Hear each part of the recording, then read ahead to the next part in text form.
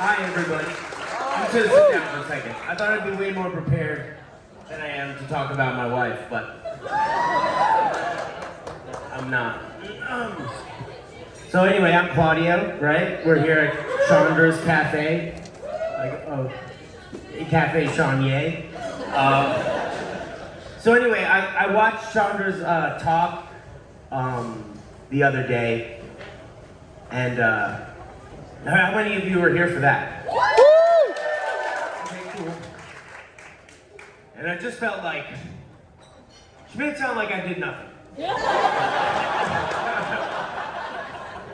like, oh, broad strokes. We hear this thing, broad strokes. Chandra's idea of broad strokes are very different from my idea of broad strokes. In Chandra's mind, the broad stroke that I present to her is like, there's an alien planet, figure it out. That is not the case at all. I am valuable. So yeah, anyway, we were talking about what we would do today, and we wanted to do something that we thought would be kind of unique and cool, and hopefully you guys have the patience for it, but we wanted to do a bit of reading from the new book. That being said, if that's boring, you can also tell us that, like, hey, we didn't really want to, okay. We'll try to make it interesting, but anyway, for the past year or so, Coed has been working on, well, music is always being written, but Chandra and I are always sort of conceptualizing what the counterpart is going to be. And Chandra's the best. Like, that's the thing, is like, when I look at VAXIS as a whole right now, and it's not all finished, it's still getting sort of churned out as time goes on. That's how I feel I work my best, is kind of creating problems and then figuring out how to solve them, as opposed to like, let me have everything structured. Because I want my life to sort of influence the story. I don't want the fiction to just be that, So, but anyway, I don't even know where I'm going with this. But yeah, we're always sort of conceptualizing, and I forgot where I was going. So, yeah, no, absolutely, she is. So, okay, thank you. You got me back on track. So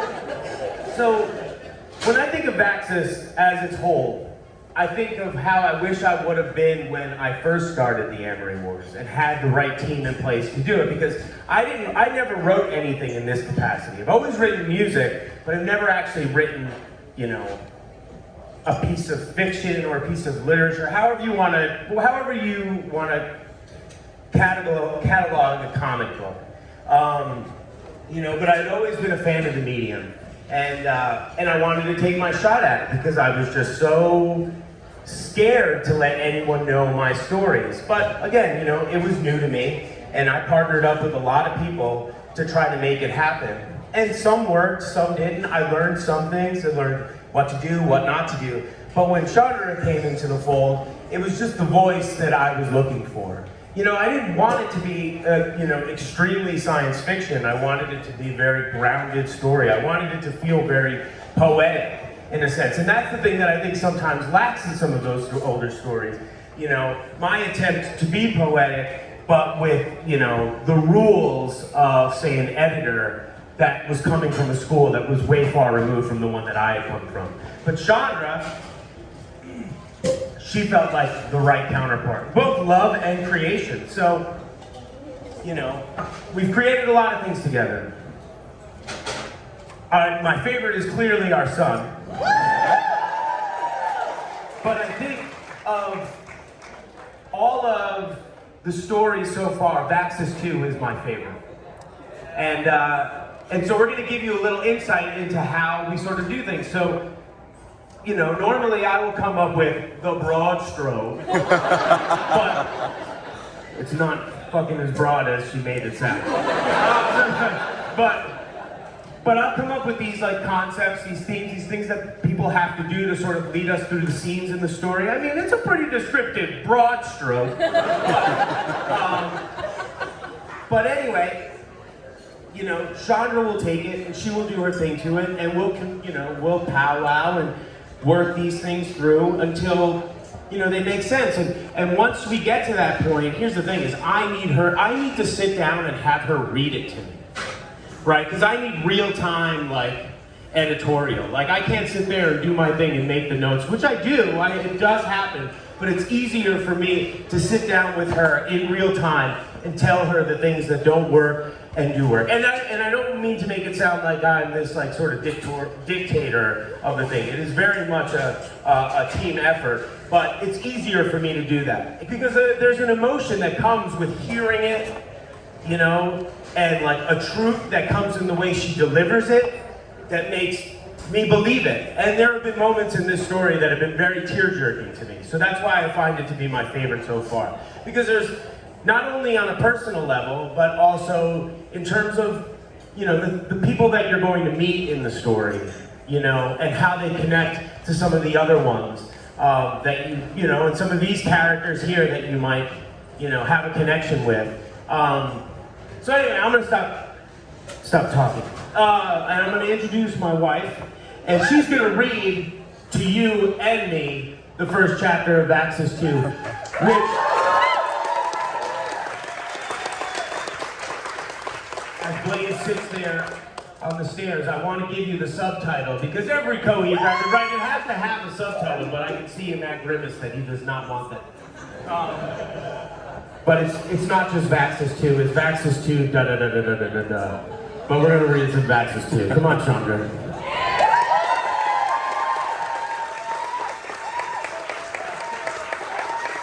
My wife, Chonnye of the Cafe.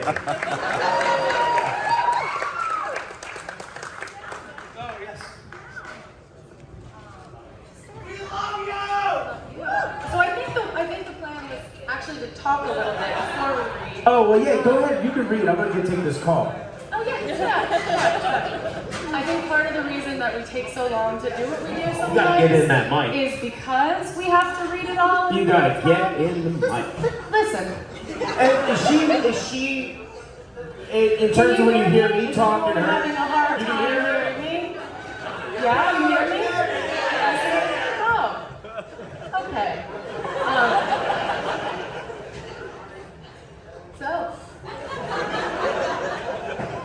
No, but literally, we'll sit on the couch multiple times. I mean, every draft of a book that we do, we'll take a week and just order takeout. He's on the couch with his iPad. I'm in the chair, and we are reading line by line. I hate reading out loud, so this is not a dream. I don't do good character voices. I wish that we had like interjected, so he does really good character voices. But if you guys get bored at any point, just be like, stop. Stop it. You know? Stop. Do you want to talk a little? Should we take questions before the story? We're not supposed to ask questions about the new story. I see you. Right? We're going to skip all of that. So if you guys want to talk at all about like VAXIS 1, if you want to talk about, if you have questions about anything else, process, clarity, etc. Just clarity. Drafting, you say drafting takes how long? A week? No, to read. Oh, to read. Yeah, Okay, yeah. All right. To read. Drafting takes so long. Okay. He's like, 96 weeks. I don't know, Jim, do you want to... Sister Spider. Welcome, Sister Spider. Is that hot to walk around in? Yeah. Do you guys have any questions? Do you want to like talk a little bit, or do you just want to jump in? I have a question. Up here. Oh yeah. So with Atlas now, right, in the world, Mm-hmm. how does Maria and Matthew's story of Coheed, right? How that Mr. Kilgan and Maria and Matthew, how does that kind of connect with you now that you are parents? We were literally talking about this last night. I'm sorry, I missed that. So, okay, time out. Can I take this one? Because this one always, I know where this is going. so when we wrote In Keeping Secrets, no. So when we wrote In Keeping Secrets, we partnered with Peter David, excuse me. Famous comic book author, learned a lot from working with him, really great. And we decided that we were gonna go down the route of maybe adapting some of the pre-existing Amory Wars into like prose novels, kind of like what we did with Year of the Black Rainbow that he sort of co-authored. And so we threw Second Stage at him, and he had said, and at the time we didn't have kids, so he's like, you clearly don't have kids. And why? And he's like, well, the way the children are eliminated in this story is just brutal. And fair, that was one of my, you know, when working with David Tishman, the editor of Second Stage Turbine Blade, that was like a difficulty, a hurdle that we were kind of going with, because I was like, there needs to be more explanation to the elimination of these kids. And to this day, with Blaze, I always talk about redoing Second Stage, because there's just not enough clarity there. Like, they don't even try to necessarily get away. They're just like, well, all right. Yeah. And it's pretty graphic. Yeah, it's just heartless. But I do think, in keeping with you, I think you write from a horror, like a more of a horror background sometimes, where it feels like things are like graphic and shocking. And I don't think that's necessarily a bad thing. I think that separates kind of what you do from maybe more traditional sci-fi. And that's... I think I heard you. Hold on. I'm sorry, I'm trying to remember what I was saying. I'm getting vertigo from you circling around. But so anyway, so we're gonna adapt Second Stage, right? And so this is a problem for David. And there were some other things that were just not right in terms of conceptual and I'll get to the answer. I'm just kind of giving you a shitload more. You know, there were some things conceptually that we didn't jive on, so then it was just like, okay, maybe this isn't the right partnership for this story, because this story needs to be told this way. I mean, as much as like the killing is brutal and feels heartless, it still has to happen. That's what makes the story unique. You know, like here's the answer to your question. Now that we have our son, do I feel any different? No, I'd still kill the kids.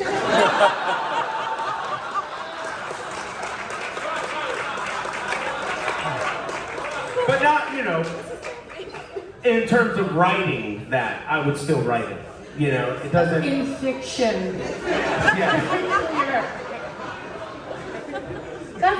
That's the important thing, I think, to remember is, like, you know, there's a lot of questions that we get pretty often about certain things that, like, you know, does this make you uncomfortable, or like, is this, you know, whatever. It's fiction, and it's, you know, I think that you can draw a line between the two and still be somewhat delicate. Obviously, I think that the way that we approach things now would be very different than the way that maybe things were approached 20 years ago, but... Absolutely. I mean, I think, you know, Second Stage, the Amory Wars that we know right now, that we see the pictures of up and down the stairs, I mean, this is a story created through adolescence and young adulthood, right? Like, this isn't VAXIS. VAXIS is now very much a statement, you know, writing a book as a father, and yeah, taking in those considerations. And of course, like I said, I would still do what right as I would have. I would have written that now, or I would write that now if I had to. But it's just a different story. It's like, you know, VAXIS is how, if I got to do it all again, and I am, in a way. VAXIS would have been how Amory Wars and Coheed would have started. If I think we were all like on the same level. We were so young, we were all coming from very different places. Not everybody in the band was into the concept, so that made me very like apprehensive as to like how much of the concept I should throw out there in the world, because I didn't want to make anyone feel awkward about like having to champion this. Not everybody in Coheed is like a science fiction comic book person, right? They're just not. Like, you know, Travis the other day at Stump the Stever, somebody had like, there's a question about the Matrix, and he's like, I don't care about the Matrix, and that came as a surprise to people, because I think the misconception is that all of us are Comic-Con, you know, dwelling, you know, fans, and it's just not the case. I'm the only one.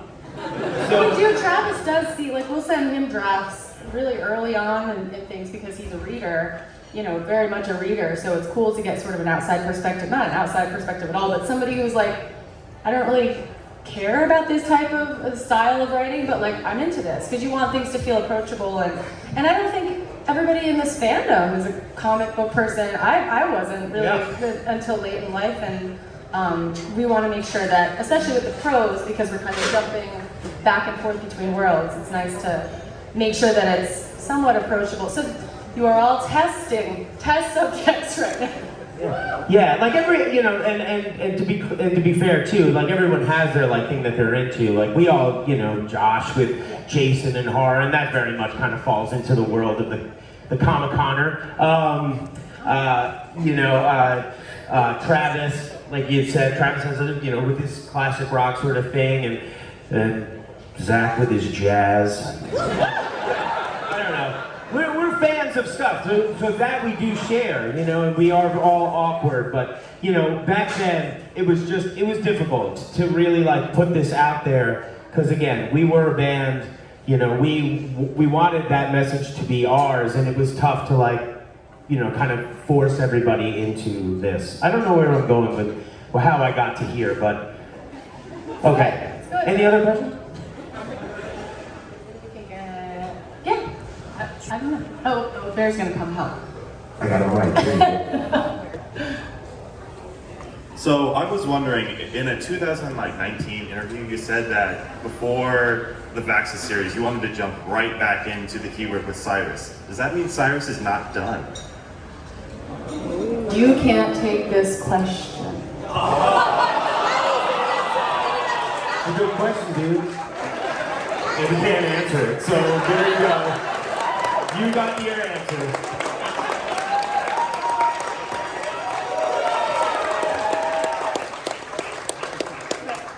Yeah, but yeah, he's not done.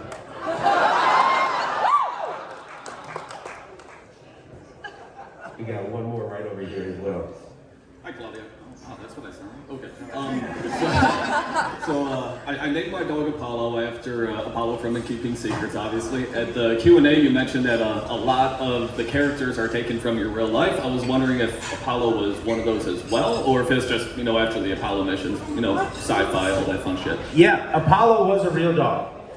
Apollo was a Doberman. So back when I used to play in the Shabuti, the band before Coheed, I would take trips up to Woodstock, New York, and I would stay up there for weeks at a time. And at one point, Nate Kelly, the original, well, not the original drummer of Coheed, but the drummer of that band, his family somehow acquired this Doberman that was just there, it was at their house. And so when I would spend all this time, and I don't drive, and things in Woodstock are a little, he lived in Bearsville, so to walk all the way down to Woodstock was a bit of a task. I would do it.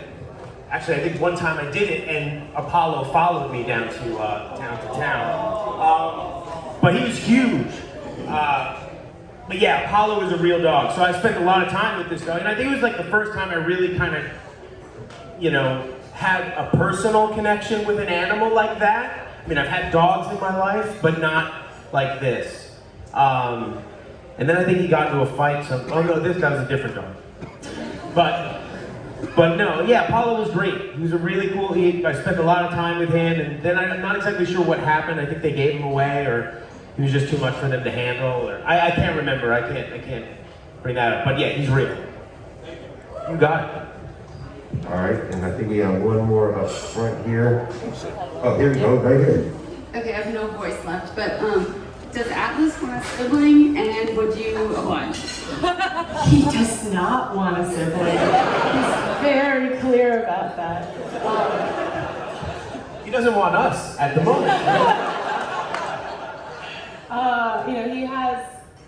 We have so many we have so many really close friends who live nearby, and he was growing up with like a pack of kids that are sort of like cousins, and he seems good. And honestly, for us, it's like kind of nice to fit in one side of the like airplane row.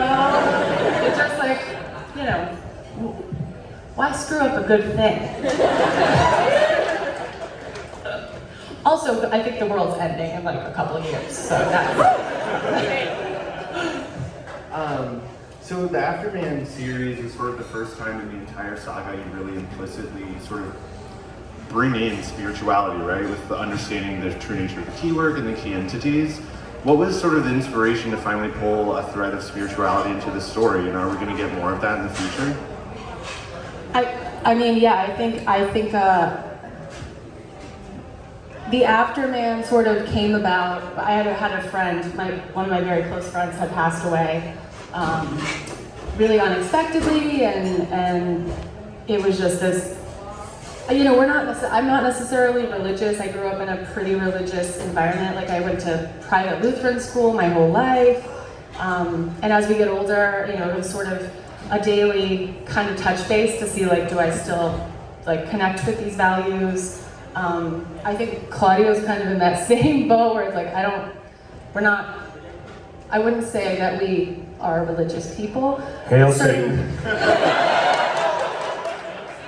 I think it's interesting, I think it's cool. Like, I love the stories, right? It's like these archetypes that you see through cultures, and they're basically the same, just, with cooler creatures on occasion.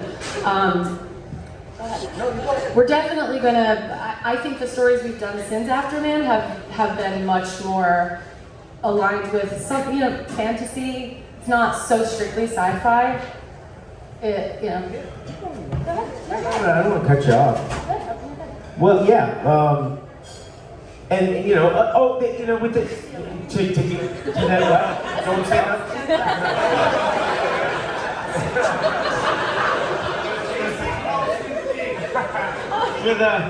To throw like the technical sort of portion to that, Benji, is the key work has always been made up of entities. Just at the point of the Amory War stories, they weren't really brought up all that much. It was like, the Sirabadi and the souls being sort of taken out of the key work to be replenished by the ones that Ryan was putting back into it. It was never something that we really thought to explore all that much until that moment where Chandra lost her friend was, I think, what kind of inspired it to be like, oh, well, maybe this is a moment to really like kind of bring that up and get into a place in the story that just could mean way more than maybe some of what we've already told. Does that make any sense? Yeah, it's cool because you're building on things. Like, sometimes you're just doing world building stuff. You're like, oh, this looks cool. Let's throw this in there. Like, and then you start to think like, well, this could be a sort of story. This is a whole other thing going on. So sometimes focusing in on those and being able to hone the ideas in and find the ones that deserve a thread is the biggest challenge, because there's no shortage of ideas. It's kind of finding the good ones. So yeah, so that's been a really big element in our more recent storytelling, because I think loss is just like, I'm sure there are so many people in this room who've lost people the last 2 years have been not great, and yeah, it's just like I think the idea of being able to connect with somebody who has passed, like, none of us know what sort of happens after all of this, but all of us want to know. And we each create our own story of what that is. I believe very much that the people that we love, that the energy we create, the things we put in the world remain somewhere. Wherever that is, I don't really care so much to know the details. Like, I just, feels good to know that it's there. So.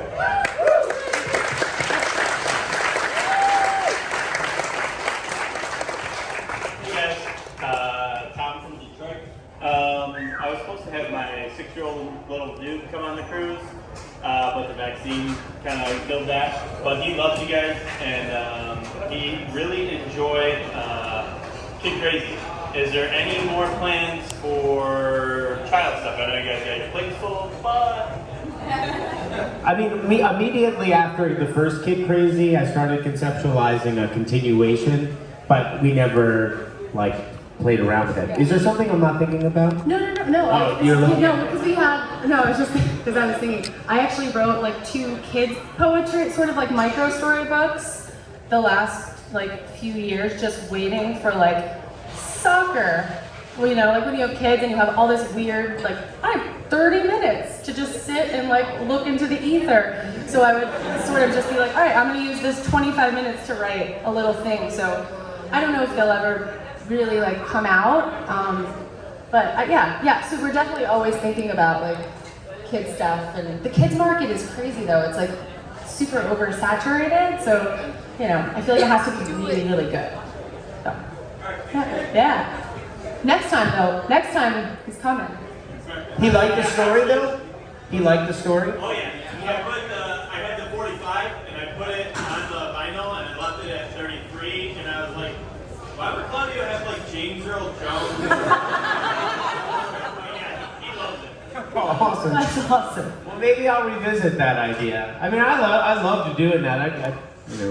I think the musical component was super cool for Yeah. that. Like, and like the reading, that stuff's cool. Just to be able to have so many different mediums. Like, I would be so pumped to be a kid in 2021. I mean, that's one of the things I find myself collecting when the band goes out on the road is going to like vintage toy stores and buying those little 33s Yeah. with like, you know, for Star Wars or Indiana Jones. I have several of them, still actually shrink wrapped, just from, you know, oh, this is cool. And it was fun to kind of recreate that like vibe, you know, with Kid Crazy. It's cool. What's your favorite Star Wars movie? It's A New Hope. Yeah. Nothing else happens without A New Hope. You know, we could sit here and we could debate like how Empire is the better one, but you know, Empire has no legs if there's no New Hope. So, you know, New Hope's the one. Try not to shit on like the new Star Wars stuff because I feel like, you know, kids, they need something that's theirs too, right? Like they're growing up, stuff that's cool to them might not be cool to us, but like, shit, let them have their things, guys. That's so oh my god! Star Wars is for everyone. You got one more underneath to your left, underneath this. Hello. Hello. Near the door. So, in line with the Afterman question and the personal backstory to it, is it difficult writing and then having to revisit those songs that are about something that is based on a personal event in your life? Like to have to revisit those and sing them? Does it bring back like, oh man, this is about X, Y, Z? It happens, but I think as time goes by, you know, it's like more of a surprising kind of emotional. I don't know where you are. There you go. Yeah, sometimes that'll pop up. I mean, at first, I mean, Afterman was pretty difficult to perform. And though I didn't have the connection Chandra did to her friend, it was like witnessing her emotional, like, you know, situation that, you know, that affected me. It was my wife, and I love her. And so that song has power. You know, as time goes on, that starts to dull, but it doesn't completely go away. And there are moments, some things will trigger like a memory as playing a song, and the waterworks will happen. Like all the prize fighter stuff. I don't know if you guys heard the latest prize fighter record. But the Death Rattle song on that record, because it was happening, like when he was working on that song, like we were in the thick of it. I mean, we're in Brooklyn. Our neighborhood was like shut down, and we lived right next to a funeral home, so it was like pretty hard to just like wake up and be like, what is today gonna bring? And then we both lost a grandparent like through COVID, and so that song I can like almost hardly not listen to it when it comes on because it's like such a visceral bring back. I'm sure you guys have so many of these songs that are just. I was reading tweets about like Light in the Glass. And how hard that is for a lot of people to like listen to, and that's what makes music so important, you know, is just having that thing, that connection, this relationship that was just starting out, and there's this record that like defines what it is, and then when it doesn't end well, right, it's like you can't listen to that, but then I think it's like a mark of growing as a human to be able to listen to it, right, when you're like, okay, like this is a gauge of me healing, or like recognizing that life kind of goes on. Another one. So I know music in comics usually use other people's music or other people's works as like inspiration. What inspired you guys? What inspires you guys every time you write something new? No, I was thinking. I think.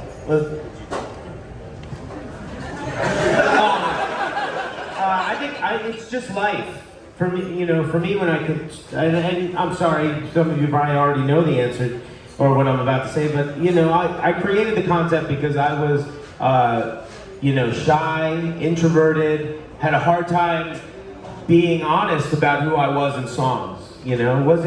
Wasn't always like my goal to be like the voice of a band. I mean, as I played in bands, I started to realize that I liked singing, but I didn't realize what came with that, and it's the exposure. And so that's kind of why I constructed the concept, is basically to get the chance to tell my stories, but without, but with the opportunity to hide behind something. So a lot of what inspires me is just experience, family, love, life, the streets. He's actually inspired by the streets all the time. I'll be like, I saw a restaurant. It's called da-da-da. Oh yeah, right. Like, Mr. Wish, the character in VAXIS, is actually a restaurant in Park Slope, Brooklyn. The Pavilion is like this shitty movie theater we used to go to where like the heat would work sometimes, and like you'd watch a movie. What movie did we see where it was like out of focus the entire time? Was it Lord of the Rings? It's like a Lord of the Rings, yeah. Yeah, it's like a lot of the locations are all based at, especially in VAXIS, are based after spots in our neighborhoods. Nostrand is a character name that I took from the street that we were going to buy a house on, that was a couple of blocks away from our apartment. I'm inspired by the streets. I thought that was a joke, and it's actually not. So I got one little tidbit for that on that one. The way that you're handling that anxiety, dude, I've seen you twice live. It's phenomenal. You're doing an amazing job, and I love seeing you every time.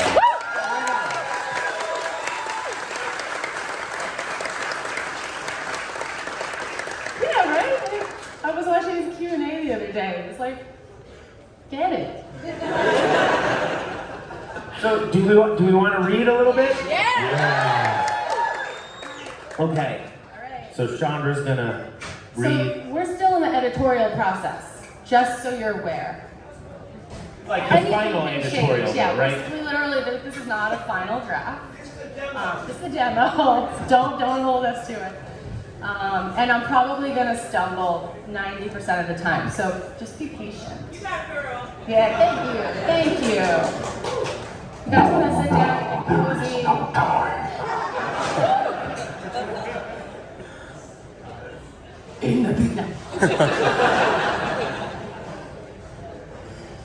Have you all like? I'm hoping some of you at least have read VAXIS, so you're not like, what the hell is happening? All right, let's kick it off.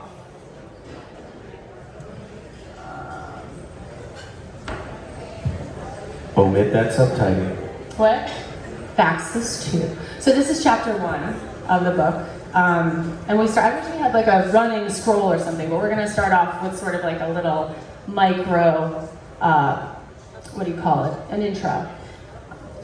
Some time has passed since the Dark Sentencer's fated implosion, an event branded by the astonishing escape of a pair of old flames, with a spark set off between them once again.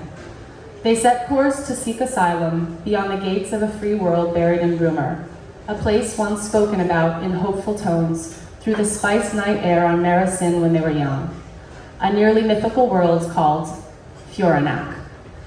But the green fantasies of the unhindered rarely align with the desideratum that comes with age. A faint whisper of impending change had risen with the flicker of their rekindled infatuation. There would be a third. This story finds us sometime later, earmarked in the turbulent aftermath of suspended dreams and uncertainty, on the heels of an extraordinary and confounding arrival. Chapter 1. Have you gained entry yet?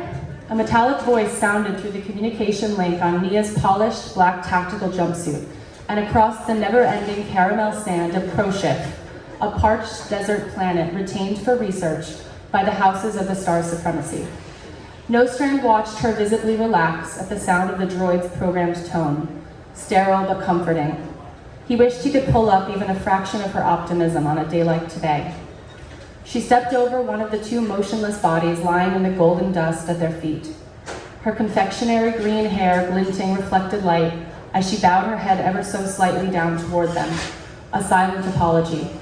Nostrand knew that men hadn't done anything wrong. They had simply been in the wrong place at the wrong time.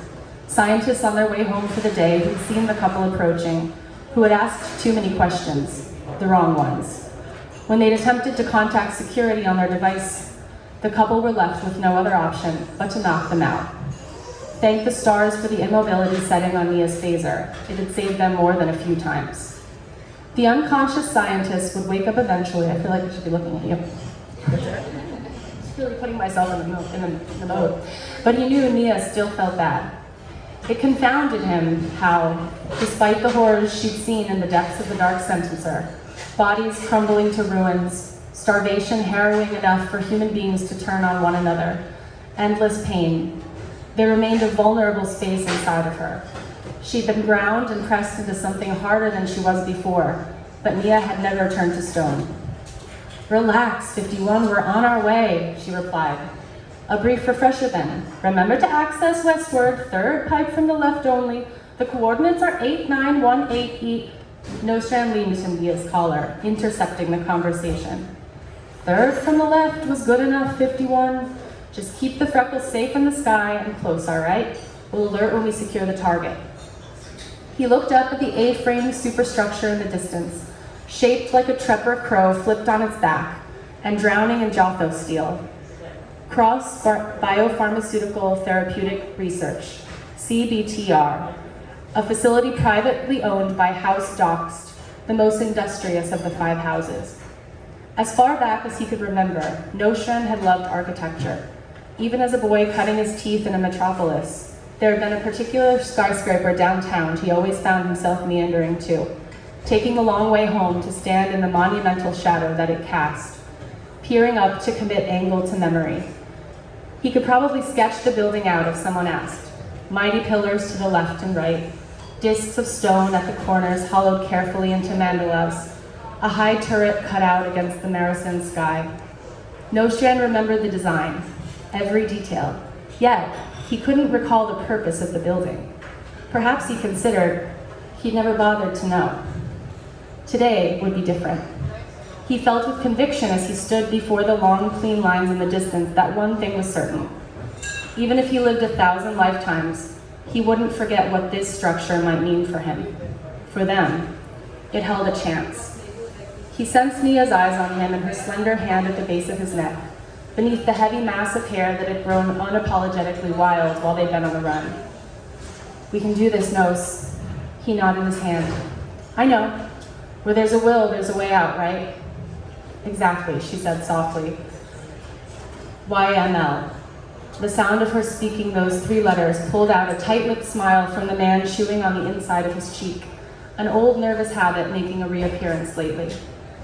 They looked back up at the facility, where on opposite ends of the structure, a scaly white calcification had built up over time, where steam and noxious aerosol chemicals were released out of the lab through a network of large metallic waste tubes. Some of the tubes were delegated for hazardous components only, engaging a complicated filtration synthesis upon release. Those were the ones to avoid. The pair approached the ducts, locating the steam exhaust. In his research, ARC-51 had discovered the system at CBTR was auto-programmed to deregulate and self-clean twice daily, though he couldn't locate what those times were. Climbing inside could cost them their lives if the exhausts were released, instantly steaming the flesh from their bones like boiled meat. But as they had discussed 1,000 times before, risk was something they were comfortable with when the payoff could be life-changing. Nostrand placed his hand on the outside of the pipe, feeling for some indication that the self-clean sequence had happened recently. It was warm, but not hot. It didn't mean much. He kissed Nia on the face just before placing an accompanying Haas Guard helmet on his head, then grabbed onto the side of the duct, his biceps rounding as he pulled his body weight up into the gaping shaft. Nia followed suit, keeping close behind, lifting herself onto a very shallow ledge at the perimeter of the duct. The humidity hit them both like a hot ocean, glistening pearls of perspiration forming over their faces under the helmets the second they entered. To Nostrand's surprise, a service ladder scaled up the inside of the tube, and they quickly started the uneasy climb, keeping an eye on the lid for any signs of the release cycle starting up. Are you guys? Please keep going. Fortunately, as they neared the small maintenance hatch halfway up, there were no surprises. Nostrand cracked open the soldered hatch just enough to get a look at what they were about to walk into. Beyond the hatch stood a small maintenance room, methodically organized consoles filled with tools and supplies lining every wall. The lights were off, and Nostrand hoped this was a sign that work in the lab had indeed finished for the day. He pushed carefully through the hatch, holding it open to Nia for safety. If 51's schematic is exact, the trial chamber should be only 6 doors down from this location headed east, Nia said, as she scanned the wall of cleaning supplies looking for something. A bin of trash caught her eye in the corner. She grabbed a pair of discarded rubber gloves from the top. "You stealing garbage again?" She smirked. "Watch and learn, buddy." Beyond the door was an imposing corridor, plated floor to ceiling in sterile cold metal, an aseptic smell in the air as Nia and Nostrand ran down the hallway, eyes darting in all directions of the very low light provided solely by strips of hygienic white lights installed down the center of the floor. He mentally counted the mounting sets of polished double doors, adrenaline furthering their focus until they came to the 6th, marked Biocompatibility Lab. Nostrand looked to Nia for confirmation. "This it?" "Only one way to find out." She pulled the gloves from her pocket, gently pressing the fingertips up to the access scanner adjacent to the doors. Without warning, a framed lighted panel surrounding the entryway illuminated blue, and the doors pivoted open. Nia gave Nostrand an "I told you so" glance as she strolled inside. The laboratory was long, linear and expansive. Overhead, through an equally rectangular skylight, the cinnamon warmth of crow shift twilight cast deepening shadows across rows of cages and aquariums. Part of the reason House Docs had chosen this planet to headquarter a research facility was the access to a multitude of native animals to test on, some rare enough to become the stuff of folklore. Columns of tragically unfortunate creatures scurried in fear into the corners of their enclosures, their palpable dread filling the room. Nia turned away from them, and Nostrand knew she was unable to look. Since becoming a mother, he noticed the helplessness of both children and animals struck her in a different way. Nostrand's soft spot for strays, though, that was nothing new.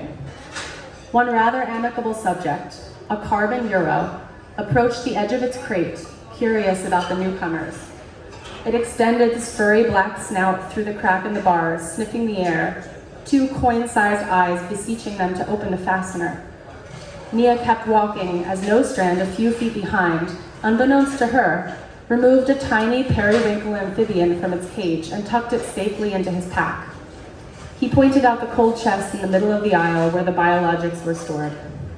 "Here we go," she trailed off.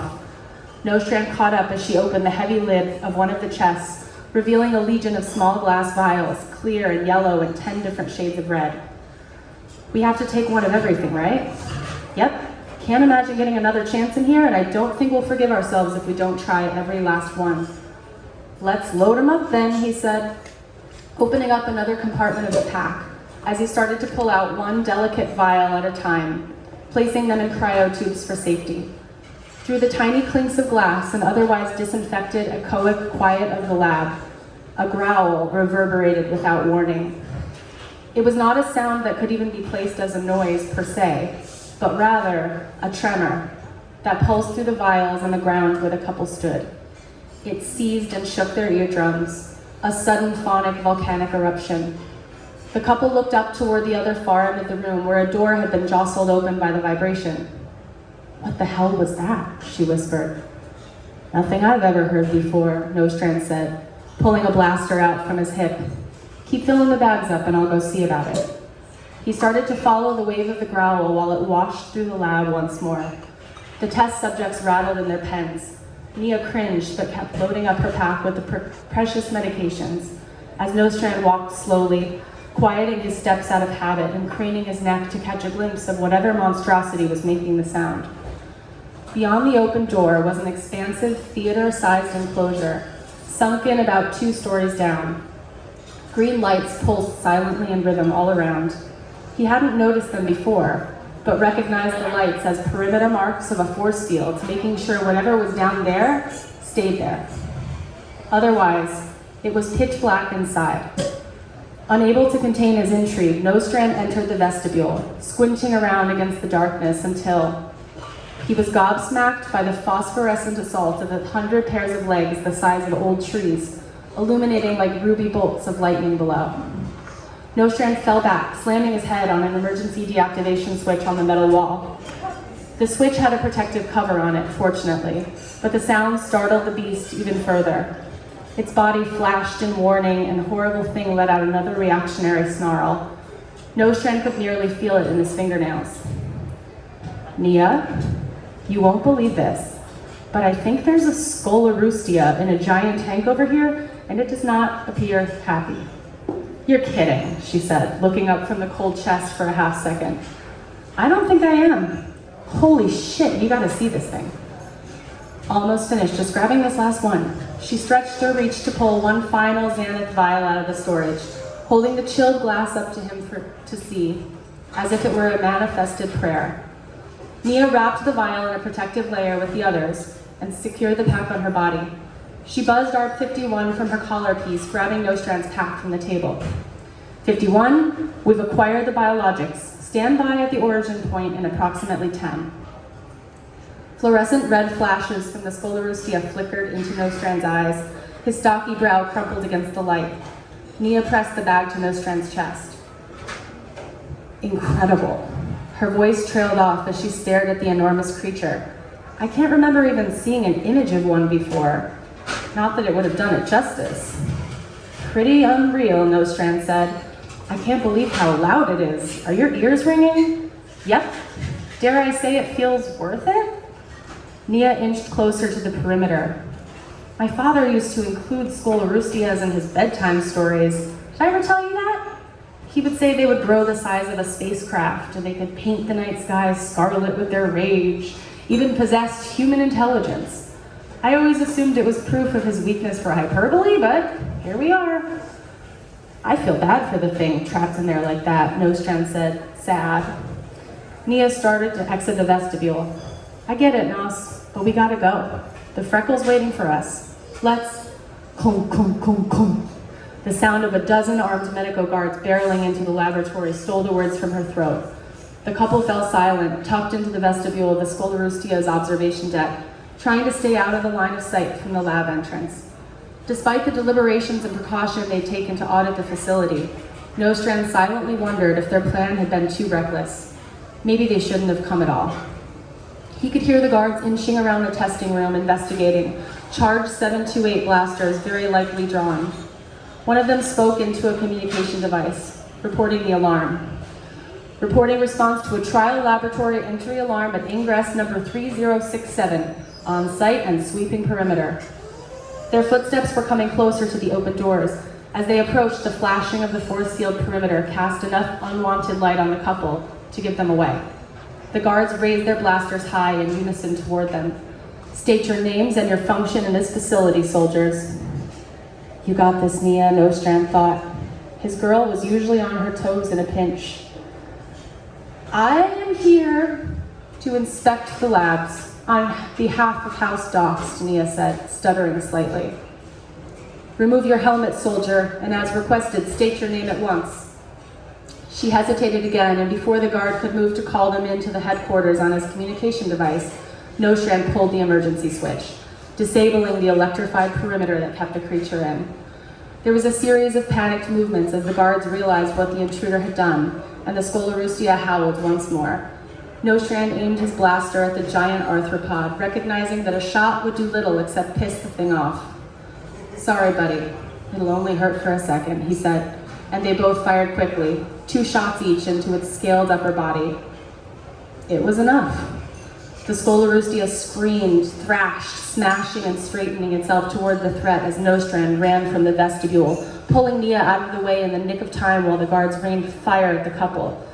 At the massive scaled legs smashing through the wall near the observation platform, Nia and Nostrand ducked down, rolling behind a row of sleep cabinets. The sheer force of the beast crushing the structure of its pen and all that surrounded it was sufficient to disengage some universal trigger, unlocking all the test subject cages in the laboratory simultaneously.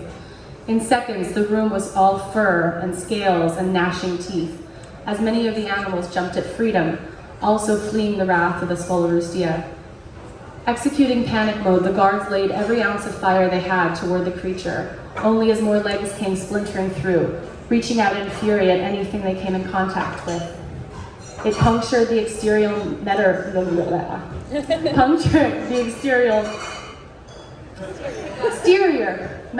of the facility, creating snags and sharp splinters, turning the lab and the rooms surrounding it into the equivalent of a busted tin can. One of the thing's legs took hold of a guard, curling around its body as the beast ignited into an angry red flush. The guard convulsed, electrified, dropping to the ground with a clang and a shudder. Nostrand and Nia saw their moment to get out as the beast's head smashed through the open space, rearing its scaly crop back to give a numbing shriek, an unhinged jaw wide open and oozing. Nia held her blaster at the ready toward it while they ran beneath one of so many legs, avoiding the stiff hairs that covered it. Just beyond the angry teeth, where the Scolorustia had pierced through the exterior of the structure, Nostrand could see the skull and amber sky of the planet. He begged the universe to let them make it back to the ship.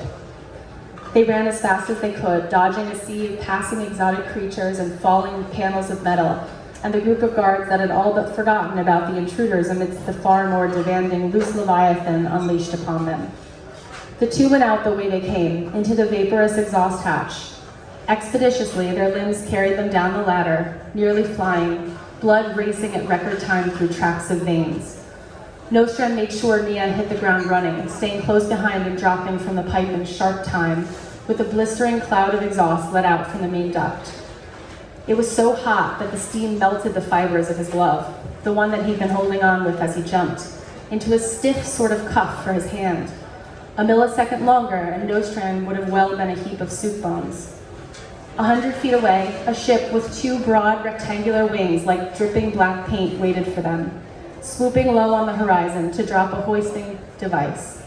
Nia and Nostrand locked into the hoist, staring at the crippled superstructure blankly. Dark smoke billowed from a dozen different points in the distance as the Scolorustia moved through the side of the research facility, fleeing its captors. A flow of creatures followed suit and poured out into the golden crush of sand. Nostrand knew many of them were tasting freedom after so much time in captivity. Perhaps it was their first taste of it. He hoped it was as sweet as he remembered. The structure began to cave in just as the hoisting device pulled them to the waiting refuge of the Rix and Freckle. On the flight deck, a sizable white droid with a thick stripe of automation ran down his arched top, struck a few keys of code to close up the bay. The Freckle tilted somewhat sharply toward the abyss, the tail of the ship curling up and under, a winged insect tucking its stinger as it flew out of harm's way. ARP 51 didn't turn to greet Nostrand and Nia, but rather shook his oversized robotic finger at them from over his shoulder. According to my extensive data collection, what was that? Oh. Punctuality is an excellent trait, the droid reasoned. Have either of you ever considered it? That's funny, 51. We would have been back on time if we didn't almost die 8 different ways in the 15 extra minutes it took us to get here, Nostrand said, exhausted. Not that you've ever been in the face of actual combat of any kind, despite all the dirty, terrible things we had to do in order to upgrade your systems to be a full-on super soldier. ARP 51 finally turned his headpiece around 180 degrees, focusing in on Nostrand and Nia via a single ocular lens at his center. And caretaker, he said, a tone in his voice that some might categorize as sanctimonious, though it was only truly not intended in the slightest. Nostrand couldn't help but chuckle. 51 was nothing, if not earnest, and he wasn't aggravating them with his obsessive attention to detail. His authenticity was charming. The nose of the ship broke through the atmosphere, cracking cleanly into the glittery murk of space. ARP 51 looked back and forth at them, noticing as Nostrand cut the metal glove from his trapped hand. Well then, to that end, I will suggest we chart a random pathway to remain out of sight for some time in the event any systems are trying to track us. He turned back to the deck and began pattering out a flight plan as he spoke. Did you acquire the pharmaceuticals? I would indeed find it wise to begin the decrypting process. I will need to narrow down which is the one we've been looking for based on protein structure classifications and molecular element makeup, and that could be a lengthy conversion depending on how many... Check the bags, 51. Nia handed her pack to the droid, lovingly patting his back as she breezed by him. He always spoke too much. Is he awake? Indeed, I've put him to bed, but I believe he always waits up for you. Nia smiled, and Nostrand walked alongside her down the short hallway to the large stateroom on the left, where a small child, a boy, no more than 5 years old or so, was tucked into the soft blue cover of a little bed, his eyes unnaturally white and filmy, gaze transfixed ahead of him to the trio of windows showcasing the shadowed stretches of the universe. He watched and watched without flinching, without motion, as if his own stillness might make way for the darkness of space to divulge its secrets. He may have been quite aware that his mother and father entered the room, but he gave no indication. Silent, unmoving. Nostrand felt a haze of calm surround him as Nia sat down on the bed beside the boy, running her hand over the quiet forehead of her beloved son. The child's stare never left the windows, never moved at all. One of his feet extended out from the sapphire blanket, and Nostrand waited for Nia to take notice. On nights that ARP 51 tucked him in, the droid worried the child might get too warm and would be unable to pull the blankets off of himself, given his condition. Conversely, Nia was afraid he might get cold and always bundled him up. Nostrand watched Nia's long fingers as she cradled the boy's foot softly at the ankle. He marveled a moment at the gap between his second and third toe. A few centimeters too wide, short toes, just like his own, before Nia tucked the child fully beneath the blankets. The couple watched his chest rise and fall, silently finding comfort in the cadence of his heart beating. It was a language they all understood, this family. This soundless, still, perfect boy they loved more than their own lives. "VAXIS," she whispered. "We're home." The end.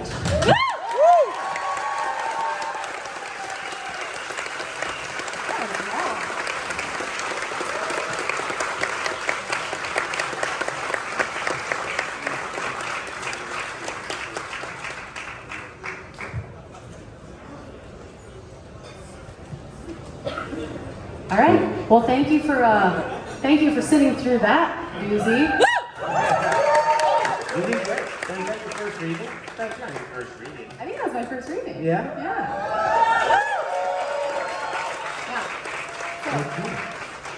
So, well, hopefully next time we do this, we'll be able to answer more questions about it. I was thinking as you started, we should have at least shown a couple of pieces from the new book as you were Do reading. you have any art? No, I mean as you were doing it, you probably should have done yeah. it. But I mean, that was Next time. well, yeah, nothing's set up now. I could pass a phone around. That works. All right. Well, one more time, we just want to thank you both so much for taking some time to be here with us. Thank you for the donations that you put into the world and everything that you're doing. And there's some pictures that are going around. Everybody lean close if you can. This is all you're going to see until it actually comes out. You can't take a picture of that. That's it. Cool. Thank you very much, everybody. Thank you.